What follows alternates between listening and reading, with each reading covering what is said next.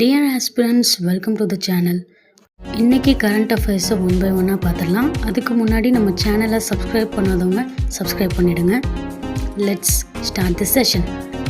Start up India திட்டம் தொடங்கி 10 ஆண்டுகள் முடிவதை முன்னிட்டு டெல்லி பாரத் மண்டபத்தில் நேற்று ஸ்டார்ட் அப் நிறுவனங்களின் பிரதிநிதிகள், தொழில் முனைவோர் பங்கேற்ற நிகழ்ச்சி நடைபெற்றது. இதில் பிரதமர் மோடி, பிரச்சனைகளை தீர்ப்பதில் இந்திய இளைஞர்கள், தொழில் முனைவோர் கூடுதலாக கவனம் செலுத்தி வருகின்றனர். ஸ்டார்ட் அப் நிறுவனங்கள், தொழில்நுட்பம் ஆகியவற்றில் உலகுக்கு இந்தியா தலைமை தாங்குவதே இலக்கு. ஸ்டார்ட் அப் இந்தியா ஒரு புரட்சியாக உருவெடுத்துள்ளது. 45% அங்கீகரிக்கப்பட்ட ஸ்டார்ட் அப் நிறுவனங்களில் குறைந்தபட்சம் ஒரு பெண் இயக்குனர் இருக்கிறார். ஸ்டார்ட் அப் நிறுவனங்களுக்கு நிதியுதவி அளிப்பதில் உலகளவில் இந்தியா 2ஆம் இடம் வகிக்கிறது. ஸ்டார்ட் அப் நிறுவனங்களின் இந்த வளர்ச்சி இந்தியாவின் ஆற்றலை மேம்படுத்துகிறது. 2ஆம் 3ஆம் நிலை நகரங்கள் மற்றும் கிராமப்புற இளைஞர்கள் ஸ்டார்ட் அப் நிறுவனங்களை அமைப்பதில் ஆர்வம் காட்டுகின்றனர்.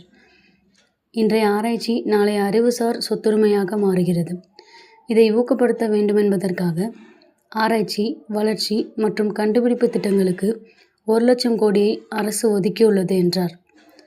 புதிய தொழில்நுட்பத்தை வளர்ப்பதற்கும் தொழில் முனைவோரை ஊக்குவிப்பதற்கும் முதலீட்டால் உந்தப்படும் வளர்ச்சியை சாத்தியமாக்குவதற்கும் தேசிய திட்டமாக ஸ்டார்ட் அப் இந்தியா திட்டம் 2014ஆம் ஆண்டு ஜனவரி 16 தொடங்கப்பட்டது.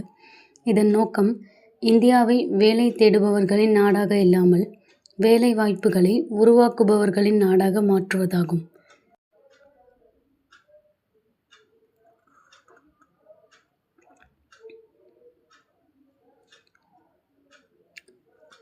வெனிசுலா நாட்டின் எதிர்க்கட்சி தலைவர் மரியா கொரினா மச்சாடோவுக்கு 2025ஆம் ஆண்டு அமைதிக்கான நோபல் பரிசு கடந்த அக்டோபரில் அறிவிக்கப்பட்டது. வெனிசுலா முன்னாள் அதிபர் நிக்கோலஸ் மதுரோவின் ஆட்சி காலத்தில் மச்சாடோ தலைமறைவாக இருந்தார். இதன் காரணமாக நார்வே தலைநகர் ஒஸ்லோவில் கடந்த டிசம்பரில் நடைபெற்ற விழாவில் மச்சோடா சார்பில் அவரது மகள் அனா கொரினா நோபல் பரிசை பெற்றுக்கொண்டார். உலகம் முழுவதும் 8 போர்களை நிறுத்தியதாக கூறி வந்த அமெரிக்க அதிபர் டொனால்ட் ட்ரம்ப் தனக்கு அமைதிக்கான நோபல் பரிசு கிடைக்கும் என்று மிகவும் எதிர்பார்த்து காத்திருந்தார். ஆனால் மச்சாடோவுக்கு நோபல் பரிசு வழங்கப்பட்டதால் அவர் கடும் அதிருப்தி அடைந்தார். இது குறித்து மச்சாடோ கூறும்போது, தனக்கான நோபல் பரிசை அமெரிக்க அதிபர் ட்ரம்புக்கு அர்ப்பணிப்பதாக தெரிவித்தார். இதனிடையே கடந்த 3ஆம் தேதி வெனிசுலா தலைநகர் கராக்கஸ் மீது அமெரிக்க இராணுவம் திடீர் தாக்குதல் நடத்தி அதிபர் நிக்கோலஸ் மதுரோவை கைது செய்து நியூயார்க்கில் உள்ள சிறையில் அடைத்துள்ளது. இதைத் தொடர்ந்து சில நாட்களுக்கு முன்பு மச்சோடா கூறும்போது, எனக்கான நோபல் பரிசை அதிபர் ட்ரம்புடன் பகிர்ந்து கொள்ள விரும்புகிறேன் என்று அறிவித்தார். இந்த சூழலில் அமெரிக்க தலைநகர் வாஷிங்டனுக்கு நேற்று முன்தினம் சென்ற மச்சாடோ அதிபர் ட்ரம்பை சந்தித்து தனக்கான நோபல் பரிசை வழங்கினார். இது குறித்து அதிபர் ட்ரம்ப் சமூக வலைதளத்தில், மரியா கொரினா மச்சாடோவை சந்தித்ததை மிகவும் பெருமையாக கருதுகிறேன். அவர் மிகச்சிறந்த பெண். எனது பணிகளை பாராட்டி நோபல் பரிசை அவர் எனக்கு வழங்கினார். மரியா கொரினா மச்சாடோவுக்கு நன்றி என்று தெரிவித்துள்ளார். இது குறித்து நோபல் கமிட்டி சமூக வலைதளத்தில் வெளியிட்ட பதிவில், ஒருவருக்கு நோபல் பரிசு அறிவிக்கப்பட்டால் அதை யாராலும் மாற்ற முடியாது. நோபல் பரிசை யாருடனும் பகிர்ந்து கொள்ள முடியாது. யாருக்கும் தானமாகவோ பரிசாகவோ வழங்க முடியாது. ஒருவேளை பதக்கம் கைமாறலாம். நாங்கள் அறிவித்த நபரே நோபல் பரிசின் உண்மையான உரிமைதாரர் என்று அறிவிக்கப்பட்டுள்ளது.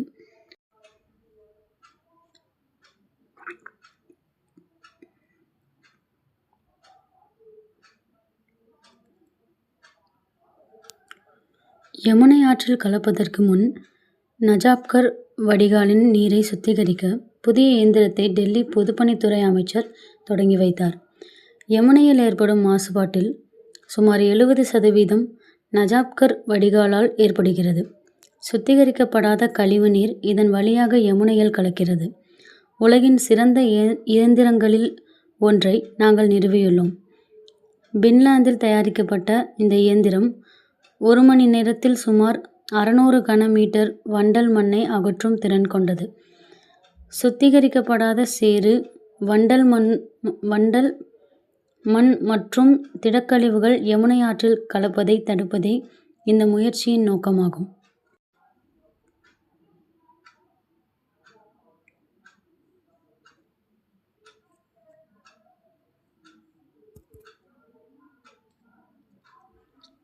டெல்லி சுற்றுவட்டார பகுதிகள் மற்றும் குடியிருப்பு பகுதிகளில் 2021ஆம் ஆண்டு முதல் பிடிக்கப்படும் வனவிலங்குகள் அசோலா பாட்டி சரணாலயத்தில் ஒப்படைக்கப்படுகின்றன. இதுவரை அங்கு சுமார் 10,000க்கும் மேற்பட்ட வனவிலங்குகள் ஒப்படைக்கப்பட்டுள்ளன. அதன்படி 6,691 குரங்குகளை டெல்லி மாநகராட்சி பிடித்து மறுவாழ்வுக்காக சரணாலயத்தில் ஒப்படைத்தது.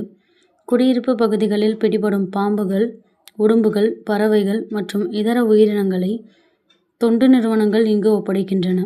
2021ஆம் ஆண்டுக்கு முன்பு வரை அசோலா பாட்டி சரணாலயத்தில் 23,263 குரங்குகள் கொண்டுவரப்பட்டன. தற்போது இங்கு குரங்குகளின் மொத்த எண்ணிக்கை 29,854ஆக உயர்ந்துள்ளது. கடந்த 2024ஆம் ஆண்டில் அதிகபட்சமாக 204 விலங்குகளை வனத்துறை மீட்டு அசோலா பாட்டி சரணாலயத்தில் ஒப்படைத்தது.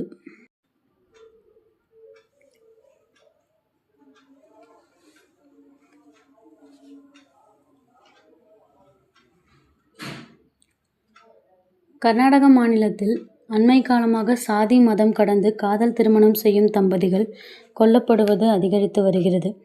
இது தொடர்பாக கர்நாடக உள்துறை அமைச்சர், சமூக நலத்துறை அமைச்சர் உள்ளிட்டோரும் முதல்வர் சித்தராமையாவிடம் கோரிக்கை விடுத்தனர்.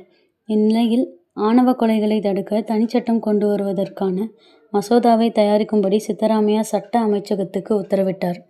இதற்கு சட்ட மசோதா கடந்த மாதம் தயாரான நிலையில் அது குறித்த அமைச்சரவை கூட்டத்தில் விவாதித்து ஒப்புதல் பெற முடிவெடுக்கப்பட்டுள்ளது.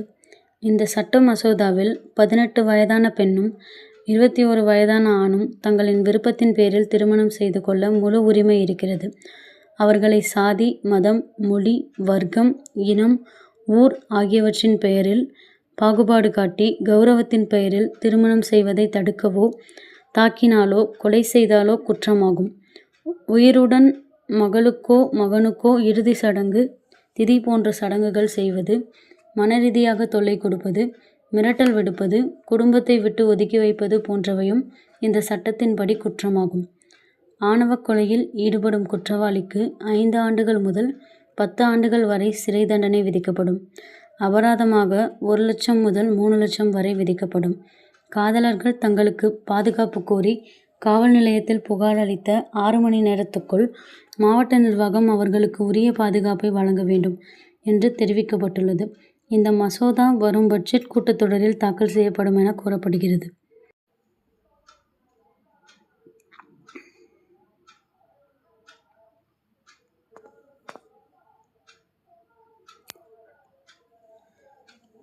தொழிலாளர் வருங்கால வைப்பு நிதி சந்தாதாரர்கள் தங்கள் கணக்கில் உள்ள பணத்தை வரும் ஏப்ரல் மாதத்துக்குள் UPI மூலம் தங்களது வங்கிக் கணக்குக்கு மாற்றிக்கொள்ள முடியும் என தகவல்கள் தெரிவிக்கின்றன.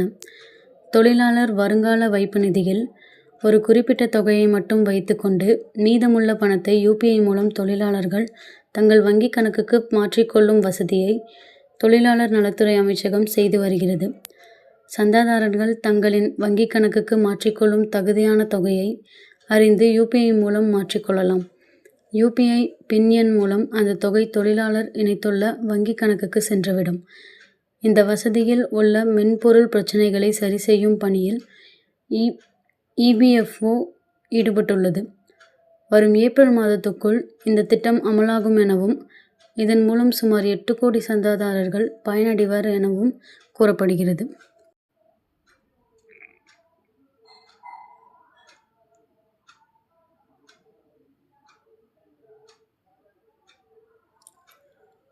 கேரள மாநிலத்தின் முதலாவது வீட்டுக்கு அருகே பணி WNH மையத்தை கொட்டாரக்கராவில் தொடங்கப்பட்டுள்ளது. இங்குள்ள BSNL நிறுவனம் சீரமைக்கப்பட்டு WNH மையம் அமைக்கப்பட்டுள்ளது. இங்கு உலக தரத்தில் பணி நிலையங்கள் அமைக்கப்பட்டுள்ளன. இந்த மையங்களை தொழில்நுட்ப நிபுணர்கள் பயன்படுத்திக் கொள்ளலாம். அதிவேக இணைய வசதி உள்ளிட்ட அனைத்து வசதிகளும் இங்கு இருக்கும். எனவே தகவல் தொழில்நுட்ப நிபுணர்கள் தங்கள் வீட்டுக்கு அருகே அமைக்கப்படும் இந்த பணி நிலைய மையங்களை பயன்படுத்திக் கொள்ளலாம். மாநிலம் முழுவதும் முக்கிய நகரங்களில் இந்த மையங்கள் அமைக்கப்படும். கேரள மாநில டெக்னோ பார்க் மற்றும் சைபர் பார்க் உதவியுடன் இவை அமைக்கப்படுகின்றன. ஊரக பகுதியில் உள்ளவர்களின் திறமையையும் உலக அளவிலான வேலைவாய்ப்பு சந்தர்ப்பத்தையும் இணைக்கும் பாலமாக இது செயல்படும். விரைவில் களமச்சேரி, ராமநாட்டுக்கரா, தளிபரம்பா ஆகிய நகரங்களில் இது விரிவுபடுத்தப்படும். இன்றைக்கி கரண்ட் அஃபேர்ஸ் பற்றின உங்களோட ஒப்பீனியன்ஸை கீழே கமெண்ட்டில் ஷேர் பண்ணுங்கள். we will discuss about it and then like பண்ணுங்கள், ஷேர் பண்ணுங்கள். we'll see you on the next video.